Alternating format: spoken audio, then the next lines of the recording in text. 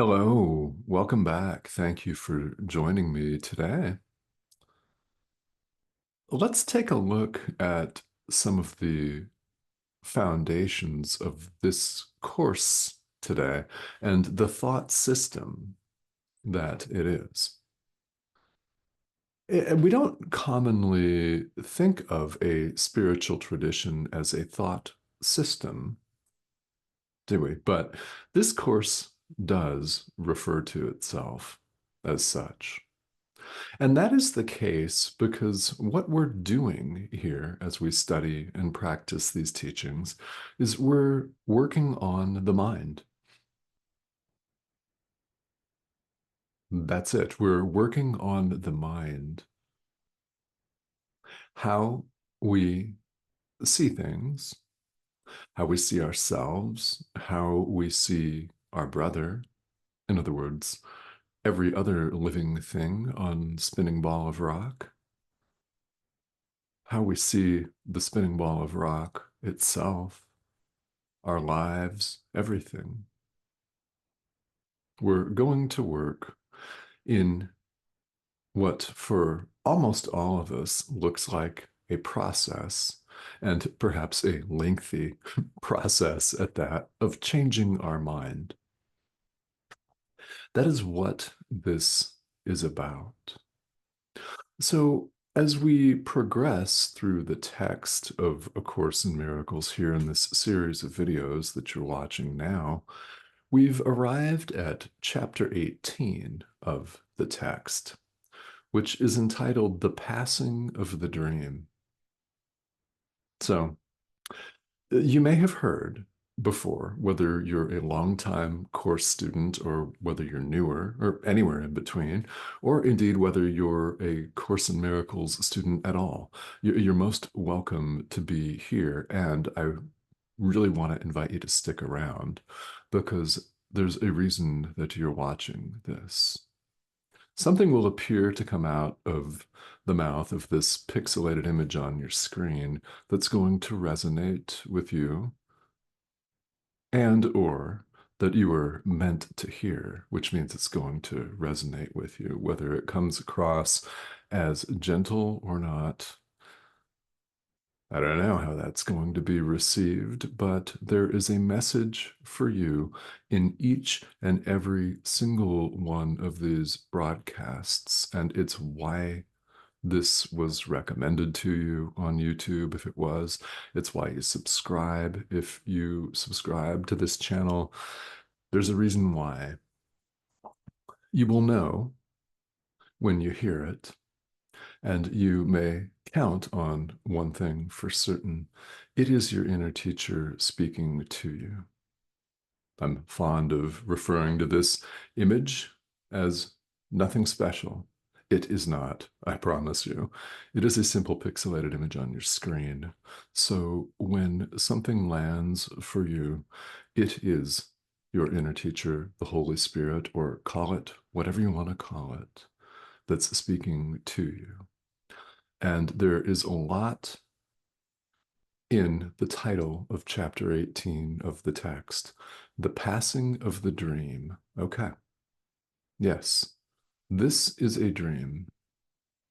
A Course in Miracles is most certainly not the only spiritual tradition to posit this idea. Hardly unique, right? Especially if you've studied Eastern philosophy or Buddhism or any branch of Buddhism for that matter. This is a dream. This is a very, very helpful visual analogy for our teaching and learning purposes because it looks and feels real. This, we can feel it. Pixelated image can feel this, even though it's only a pixelated image on our screen. It appears to be a sensation on this thing that we call a cheek. We look out, this seems real. Every other person's body seems real. Our lives seem real. We've taken them to be reality, yet it's not real, which in and of itself is something we're prone to dismiss real quickly because we've got life to live. We've got stuff going on, bills to pay, a job that needs to be done, etc., etc.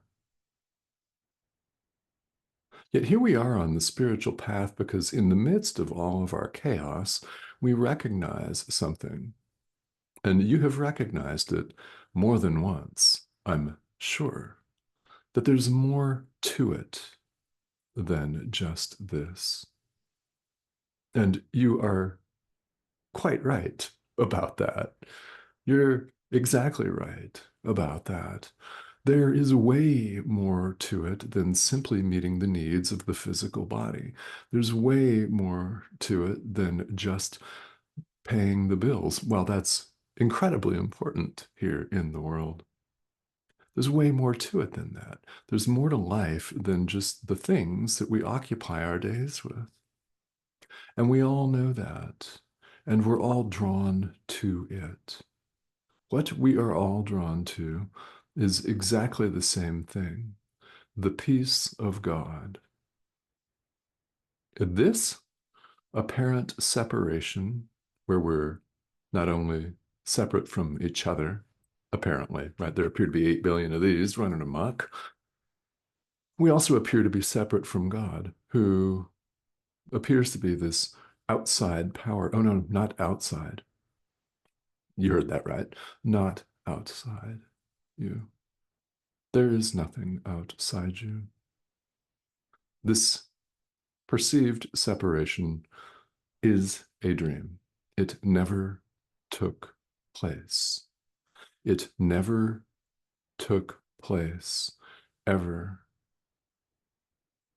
It is, in fact, impossible. It is a dream, and oftentimes it is a nightmare, isn't it? A bad dream. A dream that we're all waking up from. Hence the term for enlightenment, awakening. That is very apt.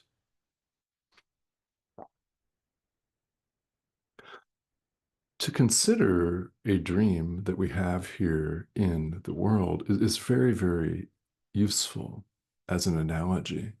It's very useful indeed, and I hope that you find it to be so. Let's use, for example, a dream at night.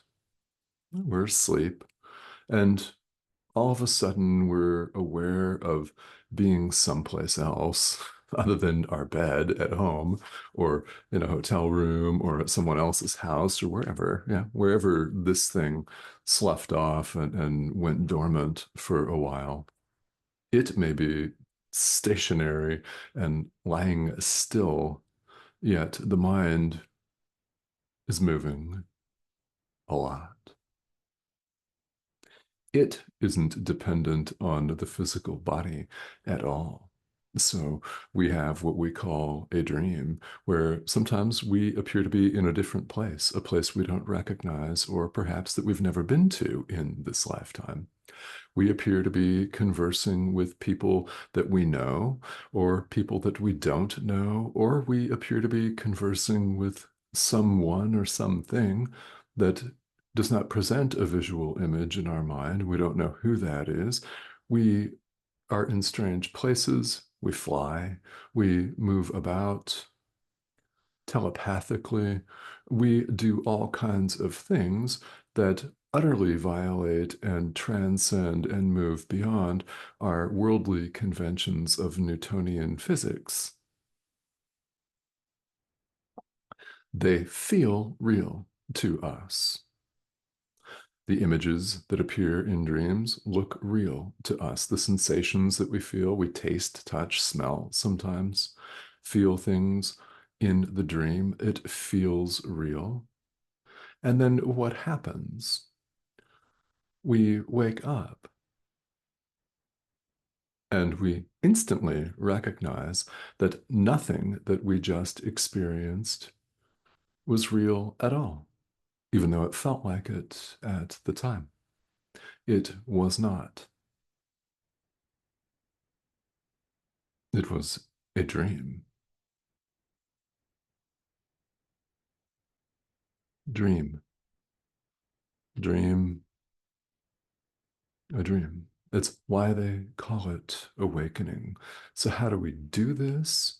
Well, it takes some effort on our part because our inner teacher will not simply wave a magic wand and make us enlightened. That would hardly be doing us any favors because we wouldn't change our own mind. And we're so stubborn, most of us, that we would resist that waving of a magic wand and instant enlightenment anyway, wouldn't we? You don't have to self identify. I think we all would, right? So we embark on what appears to be a process.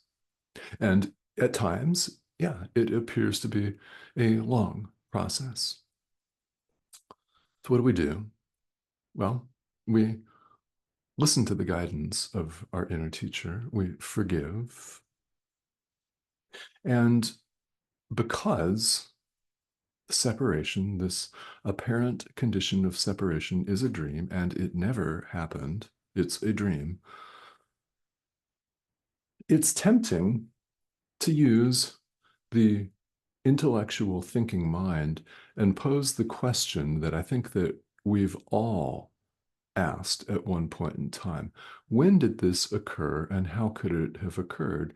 I mean, when, if we're enjoying the so-called cosmic dance, the cosmic euphoria, or whatever we want to call it with words, why would we ever want to leave the party and go off into a highly perishable and utterly transformable, finite thing that craps out and dies? Why would we ever want to do that? When did this happen? Normal questions to ask when we base our entire experience on separation. Here's the answer. Perhaps this will save you time. The answer to the question, when did we do this? Never. Never. We did not. This is a dream. The images that we see in a dream look and feel real. They are not real. Which, by the way, don't take that to mean don't take care of the communication device. If you like to exercise, keep exercising. Continue to share the Holy Spirit with people. They'll be drawn to you. And you know that.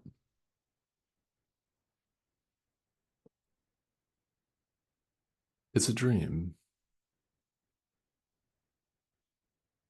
It didn't take place. Just like all of the episodes of flying in a dream that felt real weren't happening. It's a dream.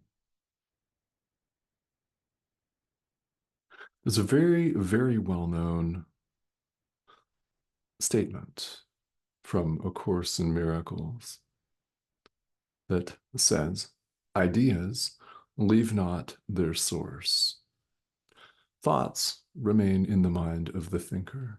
We're known, by the way, throughout A Course in Miracles as the thought of God. Thoughts remain in the mind of the thinker. Ideas leave not their source. You may capitalize the S. This is a very, very handy idea to have top of mind on those moments, and we're bound to encounter them every day where we feel utterly discouraged, like none of this is working. Well, all of that discomfort that we feel is, in fact, an opportunity to forgive. Anything that's not wholly joyous. So, in fact, it's an opportunity for us to set the ego aside. The ego, this false sense of individual self, constantly judges. It assumes the condition of separation. It assumes that you're separate from other 8 billion other people. So we do all kinds of pitched battle with each other. I mean, it does, in fact, rise to the extreme of violent physical warfare sometimes, but often it doesn't. And we're still judging, we're being judged, we're judging, we're lashing out in our mind, whether we ever say anything or do anything to someone else in the physical world. It's going on in our mind. So this course becomes a course, a process, a practice of changing our mind. The ego always separates and then judges one person, one group of people as better than the other. In this scenario, you can't help but think of yourself as a body and everyone else that we call other people as bodies as well. And then we judge. We notice certain parts of them. Yes, it says that, paragraph 3, chapter 18, section 1, paragraph 3. We take a look at bodies and we judge. We judge people's faces. We judge their appearance. We judge their height. We judge their weight. We judge their countenance. We judge whether they have gray hair or not. It's one assessment and judgment after another when we really think about it. And that's not who our brother really is. It's not who you are either. We're not physical bodies. This course makes that very clear, by the way, in many, many different places. And the more that we can come to accept that idea, the better. We're invited to choose a different guide. Quite simply, we're invited to choose our inner teacher, to take the Holy Spirit as our guide, as our teacher, instead of the ego. The Holy Spirit does not see division and separation. The Holy Spirit sees rather union and perfect oneness. What is? We're invited to see with Him, to let Him see for us, and to judge for us. Our judgment is always wrong. It's divisive and wrong. The judgment of the Holy Spirit is unifying. Our inner teacher looks right past our supposed separation and all of our complete chaos and drama here in the world.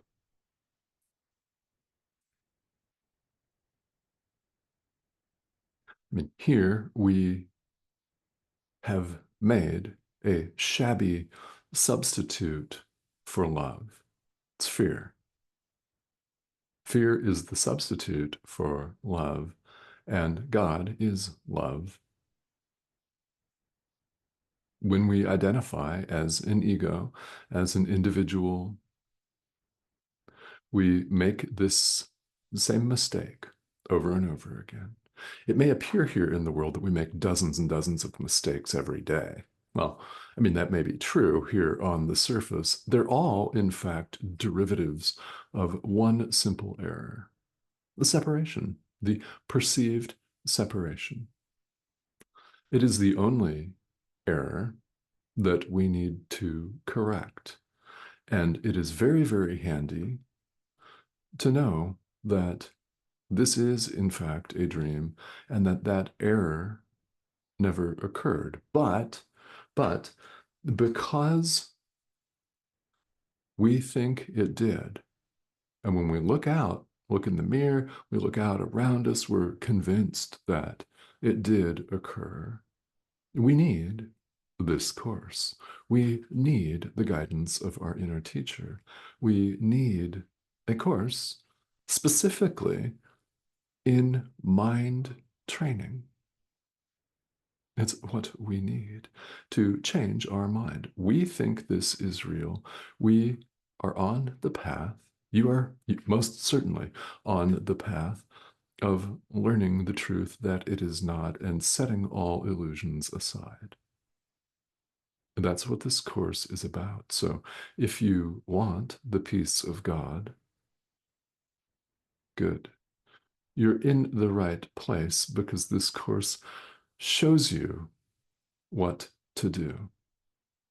That is something very, very ingenious about it, is it shows you what to do.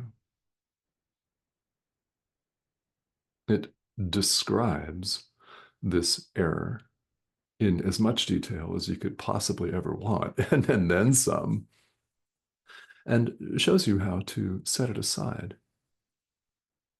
And it continues to remind you that ideas leave not their source. This, in fact, never happened. But we must show ourselves that it never did. That's how we learn, is by doing. It's by experience, which is why A Course in Miracles is not a religion. It is not another cult. Rather, it is a self-study curriculum. So your inner teacher is always available as a guide. It's part of our mind. The Holy Spirit's part of you, in other words. So I invite you to call on your inner teacher, whatever you call it, for guidance and assistance. Now, along the way, you're also more than welcome to ask me any questions that you may have. I'm here to serve as a guide for you. And that is one of the beautiful things about having a comment thread here on YouTube, is that if you have comments or if you have questions, please feel welcome to pop in and leave them right here.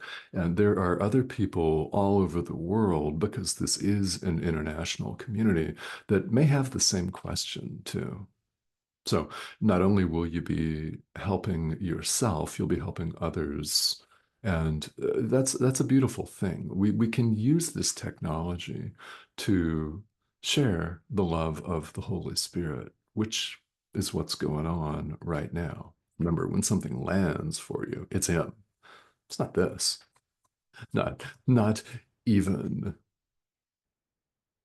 So please ask questions if you have them. If you have not yet subscribed, please go ahead and do that. Here's the prompt. That's that arrow in the corner of your screen. So when you hover over that or click it, you'll be prompted to subscribe and join us. So please do. Several videos appear each week, and I thank you as always for tuning in. And please, again, feel welcome to ask questions or pop in and say hello, okay? Right here in the comment thread, and I will talk to all of you very soon.